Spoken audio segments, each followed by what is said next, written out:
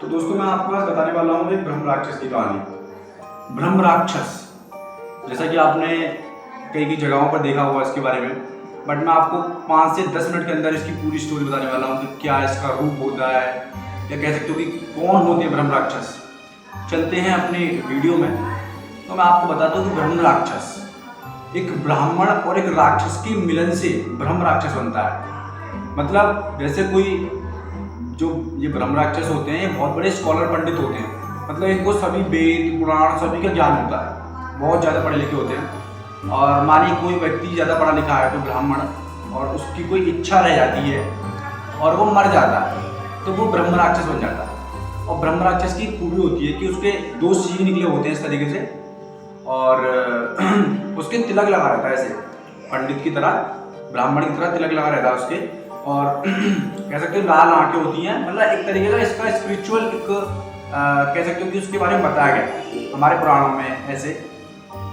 तो जो मैंने रिसर्च करा है उसके हिसाब से मैं आपको बता रहा हूँ कि अगर आपको पहचानना है कि जो ब्रह्म राक्षस के बारे में, तो हम कैसे पहचान सकते हैं ये भी मैं बताऊँगा आपको। जैसे आपने पीपल का पेड़ देखा होगा, तो ब्रह्म राक्षस पीपल के पेड़ पे रहता है ऐसा मानते हैं। तो कहते हैं कि जो पेड़ नीचे से हरा भरा है और ऊपर से सूखा हुआ होता है उस पर ब्रह्म राक्षस का निवास होता है। और ऐसा भी कहते हैं कि जो पेड़ ऊपर से हरा भरा है और नीचे से सूखा हुआ है उस पर ब्रह्मा जी का निवास होता है। तो मैं आपको कहानी बताता हूँ, बहुत पुराने ज़माने की कहानी है जो हमारे पुराणों में लिखी हुई है कि एक ब्राह्मण थे, बहुत पढ़े लिखे ब्राह्मण थे, विद्वान।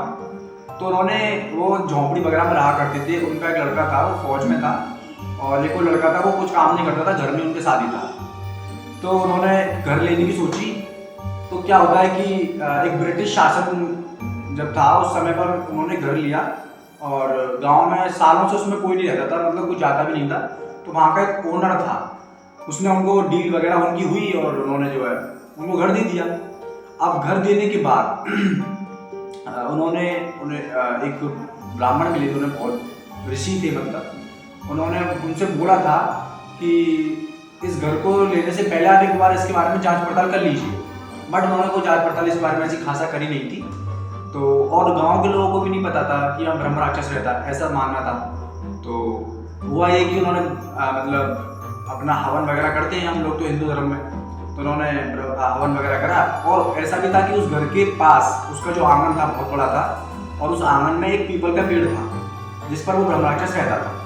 तो उन्होंने वहाँ पर आंगन में अपना सेटअप करा पूजा का, और बहुत सारे पंडित भी थे, गांव के लोग भी थे, उन सब ने पूजा स्टार्ट कर दी मतलब। और पूजा स्टार्ट करने के बाद वो देखते हैं कि वो मंत्रोच्चारण कर रहे हैं, सभी की आंखें बंद हैं। तो जैसे जैसे वो पंडित मंत्रोच्चारण कर रहा था, जिसका वो ओनर था, घर से खरीदा था उस पंडित ने, तो मंत्रोच्चारण कर रहा है, तो घर के अंदर से भी मंत्रोच्चारण की आवाज़ आ रही है। मतलब वो संस्कृत में बोल रहा है और उसके साथ साथ कोई और भी बोल रहा है, मतलब बहुत स्पष्ट भाषा में। तो वो ब्राह्मण चौंक जाता है, वो देखता है आंख खोल के अपनी हल्की सी कि सभी की आंखें बंद हैं और ये मुझसे भी स्पष्ट भाषा में संस्कृत कौन बोल रहा है, मंत्रों को कौन उच्चारण कर रहा है। तब उन्होंने सोचा कि सभी की आंखें बंद हैं, वैसे ही कोई लोग होगा जो उच्चारण कर रहा है, कोई बात नहीं, ये सब कुछ टल गया। अगले ही दिन क्या होता है कि उसकी जो पत्नी थी वो घर में लहसुन प्याज काट के और कुछ बनाने के लिए बैठी। तो होता ये कि जैसे ही उसने चूल्हा जलाने की कोशिश करी तो चूल्हा जल नहीं रहा। कम से कम 5-6 बार उसने कोशिश करी, बहुत चूल्हा नहीं जल रहा था। तो पीछे से उसकी आवाज़ आती है उस पीपल के पेड़ से कि तुझे पता नहीं है हमारे घर में ये सब नहीं बनता। तो उसकी पत्नी ने जो पीछे मुड़ के देखा तो उसे कुछ नहीं दिखा, उसने उस चीज़ को इग्नोर कर दिया। देन अगेन उसने चूल्हा जलाने की कोशिश करी, तो फिर दोबारा से नहीं जली वो चीज़। तो दोबारा से पीछे से आवाज़ आई कि तेरे से एक बार बोला समझ में नहीं आई बात, हमारे यहाँ सब नहीं बनता। तो वो डर गई बहुत ज़्यादा और वो भागी बहुत तेज और घर के बाहर जाके बैठ गई। शाम को पंडित जी आए, उन्होंने पूछा ऐसा क्या हुआ ये वो, तो उन्होंने बताया कि ऐसे बात है। तो पंडित जी ने बोला ऐसे कुछ नहीं है और तू घर के अंदर चलो। तो ऐसा होता है ब्रह्म राक्षस को अगर गुस्सा आ जाता है तो वो आपका पीछा कभी नहीं छोड़ता। तो होता ये कि भाई स्टार्टिंग हो चुकी थी, मतलब वो जग चुका था, ब्रह्म राक्षस जग चुका था। अब ब्रह्म राक्षस क्या होते हैं, वो आपकी बड़ी गलती पकड़ते हैं, फिर आपको वो माफ़ नहीं करते। तो होता ये कि उसकी अगले दिन उसका लड़का था जो घर पे काम नहीं करता था कुछ भी, वो शराब वराब पी के ऐसे ही बहुत ज़्यादा शराब पी के वो आ गया गाँव में और उसके गांव वालों ने बोला पंडित जी आपका लड़का वहाँ पर चौराहे पर लेटा हुआ है और पी के, तो इस तरीके से उन्होंने बोला था। वो उसे देखने गया और उसे उठाया तो देखा उसने बाकी बहुत सारी पी रखी थी, बहुत ज़्यादा थी।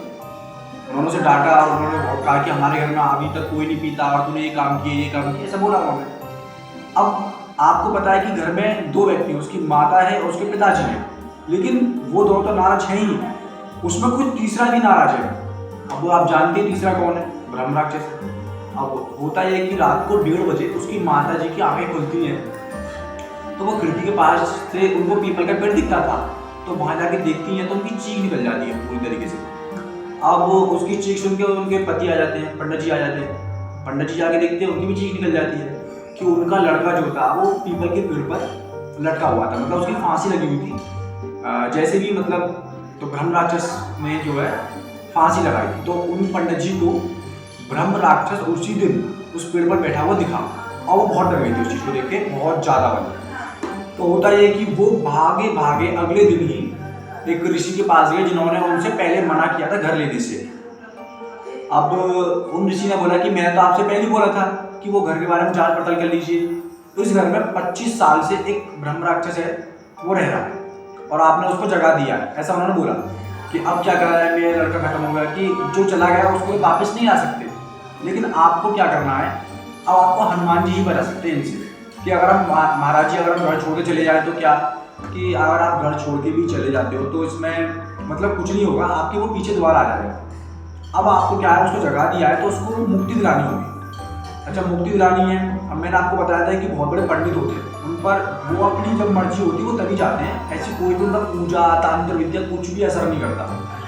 अब होता ये कि भाई अगर आप उनके सामने हनुमान चालीसा भी पढ़ रहे हो ना, तो आप हनुमान चालीसा इधर से पढ़ रहे हो और उधर से उनकी आवाज आएगी, मतलब वो भी हनुमान चालीसा पढ़ेंगे और आपसे स्पष्ट भाषा में।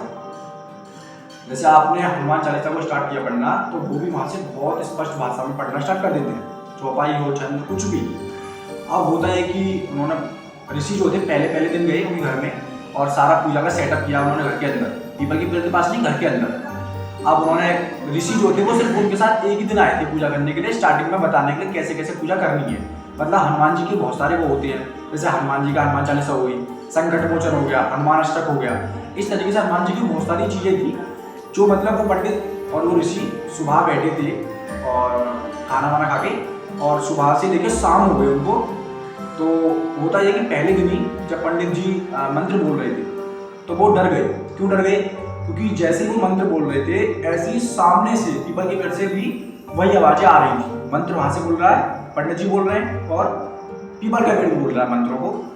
अब होता ये कि भाई वो डर रहे थे तो उन्होंने बोला ऋषि ने कि अब आपको इसको मुक्ति दिलानी है तो दृढ़ निश्चय कर लीजिए और इसको मुक्ति दिलानी ही है। अच्छा, अब ऋषि ने बोला अगले शाम को पूजा खत्म होती है तो ऋषि ने बोला कि अब मैं आपके पास नहीं आ पाऊंगा क्योंकि मुझे भी भाई काम रहते हैं, भाई हर किसी के पास काम है।